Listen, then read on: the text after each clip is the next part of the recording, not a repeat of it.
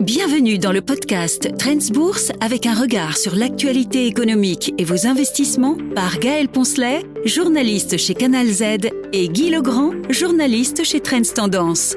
Ce podcast vous est présenté avec le précieux soutien de ING.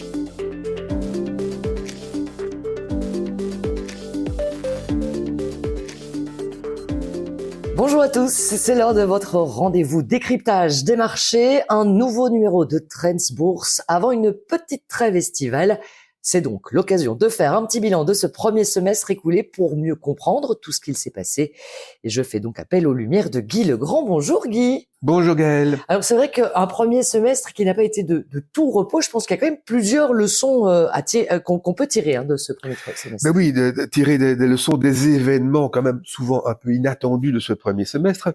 D'abord, les bourses européennes qui écrasent, entre guillemets, Wall Street pendant plusieurs mois. C'était quand même très étonnant. Pour certains, ce fut la consternation, n'ayons pas peur du mot. La chute du dollar, on va pas dire repli, on peut dire chute, moins 12% pour une devise en 6 mois, c'est quand même considérable. Je parle bien sûr du dollar face à l'euro. Et alors, notamment à cause de ceci aussi, une grande défiance du monde à l'égard des États-Unis. Ça, c'est sans doute la leçon la plus importante. Il s'est passé différentes choses qui font que, oui, il y a des investisseurs internationaux qui se méfient un peu de Donald Trump, d'ailleurs. Mais des caprices et tout peut basculer. Mais oui, c'est ça, et qui se méfient du coup de la bourse américaine, et on a vu les obligations aussi, bon, on y reviendra.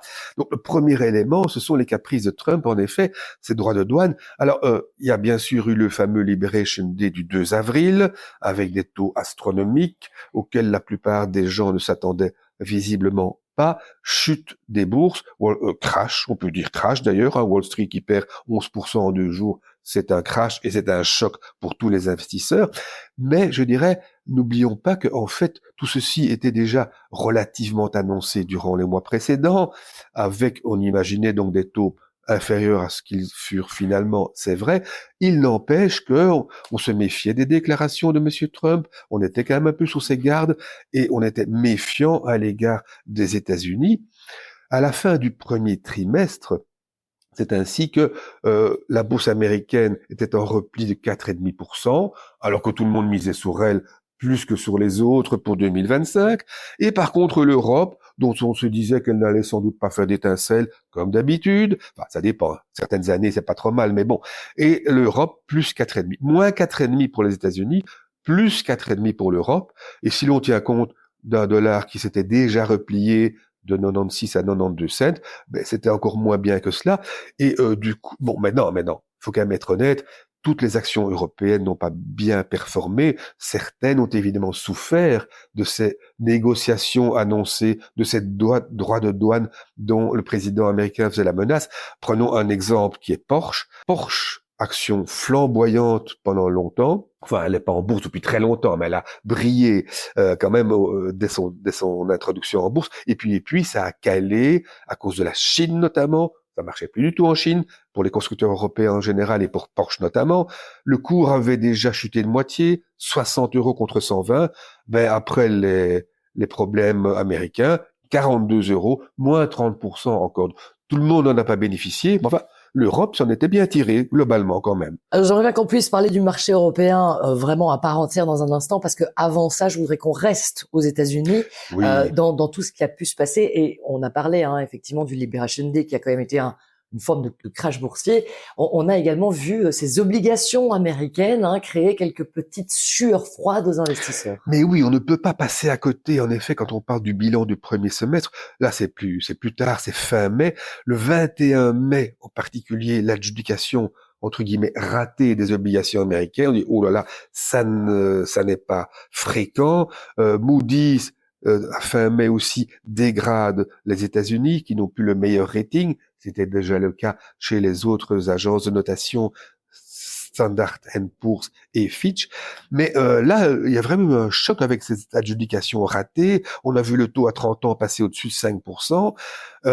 C'est un événement très fondamental, ça, qui a peut toucher l'investisseur particulier, mais enfin qui a jeté une grande ombre sur les obligations américaines, qui a fait donner des sueurs froides aux investisseurs institutionnels. On s'est méfié fondamentalement des actifs américains, y compris des obligations américaines, qui sont depuis toujours, entre guillemets, les obligations de l'État américain sont le refuge ultime lorsqu'il se passe des choses, des événements dramatiques et que la peur envahit les marchés.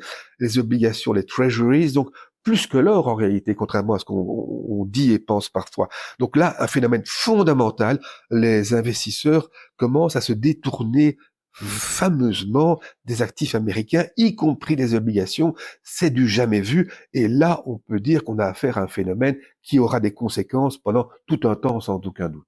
Une méfiance envers ces actifs américains qui, on l'a évoqué, n'ont pas été bénéfiques pour tous quand même, mais dans une généralité, une globalité, on peut quand même considérer que le marché européen a pu tirer parti finalement de cette situation. Mais oui, et bon, je disais premier trimestre plus 4,5, moins 4,5 là-bas. À la fin du premier semestre, l'équilibre était revenu, parce que les bourses européennes ont quand même un peu peiné au mois de juin, alors qu'à la fin du mois, les bourses américaines sont bien reprises. Et en réalité, donc à la fin du premier semestre, on est à plus 6 en Europe et plus 7 là-bas. Bon, maintenant, quand on tient compte du dollar, ce n'est plus ça du tout. Loin s'en faut. Alors, quand on raisonne en dollars maintenant, parce qu'il faut se mettre à la place des investisseurs américains qui sont en partie venus en Europe et d'autres investisseurs internationaux qui raisonnent plutôt en dollars, à fin mai, on était à 0 de rendement ou de return aux États-Unis, plus 20 en Europe en dollars. Fin juin, je l'ai dit, les États-Unis sont rattrapés, mais en réalité, on est toujours à plus 21 en Europe, plus 4 aux États-Unis. Donc, pour les investisseurs en dollars, l'Europe est restée brillantissime à l'issue du premier semestre. Alors, doit-on continuer à croire à l'Europe? Ça, c'est la question. C'est la grande question. J'ai relevé 2 avis d'analystes qui sont qui sont intéressants, me semble-t-il. C'est le gestionnaire allemand Flossbach von Storch, d'abord. Lui est un peu sceptique. Il dit, oui, d'accord, c'est très bien, et c'est vrai aussi que, il y a l'Allemagne avec son plan de redressement. Mais, dit-il, méfions-nous absolument des prévisions de bénéfices. Quand on observe les choses sur 10 ans, et il a pris les 10 années précédant le Covid, prévisions de bénéfices faites en début d'année par les analystes, on est à plus 11, plus 12%, 10, 11, 12. Aussi bien aux États-Unis qu'en Europe, on va dire plutôt 12 là-bas et 10 ici, plus 10. En fin d'année, après révision progressive, toujours à la baisse, petite révision aux États-Unis, on revient à plus 9. Grosse révision en Europe, on s'écrase, devrais-je dire, à plus 1,5. Plus 1,5 par rapport à 10, ça fait quand même une très très grosse différence. Donc ne nous fions pas aux prévisions bénéficiaires, elles sont généralement très modestes, in fine, pour l'Europe. Donc lui est un peu sceptique, dit méfions-nous de ça. Méfions-nous donc des prévisions, méfions-nous aussi des valorisations. On dit que l'Europe est bon marché. Ben oui, mais la croissance de l'Europe est bien moindre que celle des États-Unis. C'est normal que les actions soient moins chères, surtout si les prévisions de bénéfices sont inférieures. Et si elles sont très inférieures, comme on vient de le voir, il n'y a pas de raison qu'on paye ces actions très chères. Alors oui, c'est vrai, il y a ce fameux plan allemand, c'est pas mal du tout. C'est pas gagné d'avance. Voilà pour l'avis sceptique. C'est ça, vous avez parlé quand même de 2 avis. Est-ce que ça veut dire que tous les avis sont sceptiques? Mais non. J'ai relevé un avis beaucoup plus positif de la part d'un autre gestionnaire. On va pas citer les grandes banques américaines.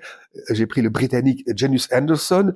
Il est plus positif pour 3 raisons. D'abord, lui remarque qu'effectivement, les investisseurs internationaux sont venus pas mal aux actions européennes, mais enfin, c'est encore un peu timide. La plupart sont toujours très sous-pondérés et pourraient être tentés, au vu de ce premier semestre brillant, de continuer à venir en Europe ou d'y venir pour ceux qui n'y sont pas encore. D'autant plus que, c'est le deuxième élément, aux États-Unis, la situation est toujours incertaine. Donald Trump fait toujours des siennes pour s'exprimer familièrement. Enfin, c'est moins grave que son langage par moment, donc on peut se le permettre. Et alors, il y a l'Europe qui se réveille avec ce plan allemand notamment, mais pas seulement ce plan allemand. Il y a des plans au niveau de l'Europe, il y a vraiment un soutien politique à la conjoncture économique. Donc, les fondamentaux sont en train de s'inverser, observe ce gestionnaire. Et nous estimons que le deuxième semestre pourrait être très positif aussi pour l'Europe. Maintenant, j'ajoute une chose, c'est que les vues de Janus Henderson sont plus larges en fait. Il note ainsi que l'optimisme revient en dehors des États-Unis et pas seulement en Europe. Et ça, c'est quand même assez intéressant. Alors du coup, justement, la question, on sait que le marché européen, les avis divergent, mais c'est plutôt positif. Qu'en est-il du marché américain? Quelle attitude on adopte par rapport à ce marché américain? Est-ce qu'on vend en fait ou pas? Mais c'est vrai que on vend les États-Unis. Disons que vendre les États-Unis, c'est toujours un peu dangereux. La plupart des gens diront que c'est quand même là que se trouvent des grandes entreprises technologiques.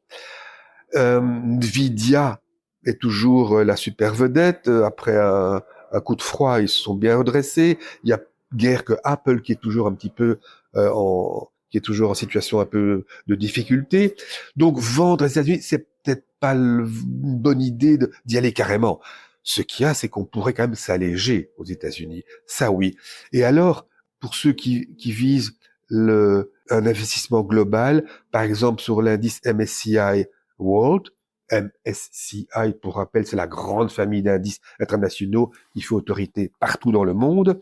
Mais on pourrait envisager, par exemple, de miser de manière quand même beaucoup plus particulière, beaucoup plus spécifique sur l'indice MSCI World ex-États-Unis. Donc, le monde sans les États-Unis. Ça, c'est peut-être pas une mauvaise idée. Alors, c'est quoi cet indice? On va un petit peu voir ce qu'il a dans le ventre. Le premier pays représenté, c'est le Japon. 19%. Vous dites, oula, 19% de Japon, ça c'est quand même beaucoup. C'est vrai, c'est beaucoup. Mais d'abord, dès l'instant où on exclut les États-Unis, les autres pays reprennent du poids. Beaucoup de poids. Hein. Bon, alors Japon, pourquoi pas? Le Japon, faut-il le rappeler, est quand même à regagner les grâces des investisseurs ces toutes dernières années. On se souvient que Warren Buffett y avait investi un peu massivement et ça avait fait grande impression sur les marchés. Alors, le marché s'est déjà bien repris. Est-ce qu'on peut encore espérer de belles hausses de cours? Des hausses de cours, oui, pourquoi pas. Mais alors là, ce qu'il y a, c'est que il y a le yen qui est en train de se redresser.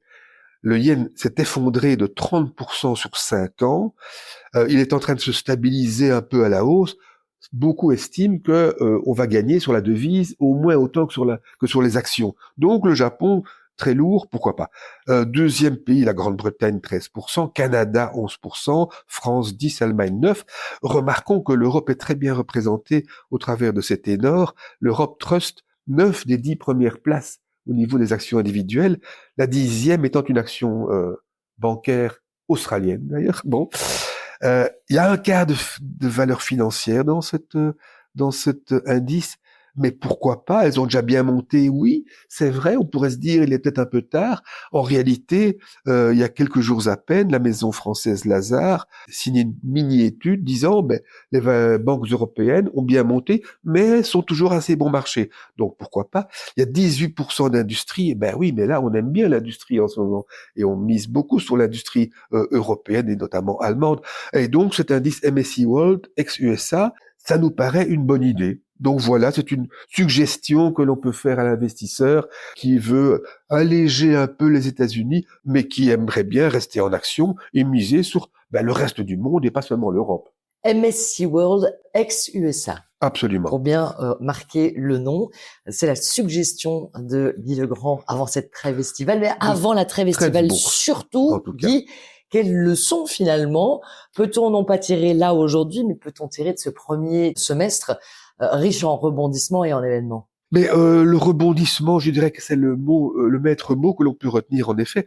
Disons que on a été fort secoué, mais ça n'a pas été la fin du monde jusqu'à présent. Et personne ne pense que ce sera la fin du monde. Alors, 2 exemples. Le fameux crash début avril, après l'annonce de Donald Trump sur des droits extravagants dans un premier temps. Le S&P, moins 11% en 2 jours. Il a pas mal baissé. Oui, mais il avait retrouvé son niveau d'avant-crash au bout d'1 mois. Un mois, c'est quand même pas une très grande patience à attendre. Les technos, on s'en est fait l'écho à l'époque. Plusieurs gestionnaires avaient dit les technologiques là, elles ont pris un coup. C'est la fin là, elles ont pris un coup de barre. On n'y compte plus trop pour les mois à venir. Les technos avaient retrouvé leur niveau en 1 mois aussi et avaient fait non pas plus 20 comme l'ensemble du marché, mais plus 30%. Bon, Nvidia coup de bambou après DeepSeek, moins 17% quasiment sur la journée. Ça s'appelle un crash. Là, il a fallu attendre un petit peu. Mais enfin, Nvidia est revenu à ce niveau d'avant au bout de 5 mois et Nvidia a signé des records à la fin du semestre et encore au début juillet. Donc non, même un crash n'est jamais la fin du monde. Maintenant, il y a des exceptions. Il faut quand même être honnête. Lotus Bakeries, qui s'était effondré le 6 février lorsque la direction avait dit qu'on avait un gros problème de capacité, était tombé à un peu plus de 9 000 €. Ben, à la fin du premier semestre, on était à un peu plus de 8 000 € seulement. Donc, c'est pas la fin du monde. Ça ne signifie pas nécessairement non plus que le rebond sera très rapide dans tous les cas, évidemment. Un rebond, c'est pas la fin du monde. Voilà pour clôturer ce premier semestre d'actualité des marchés.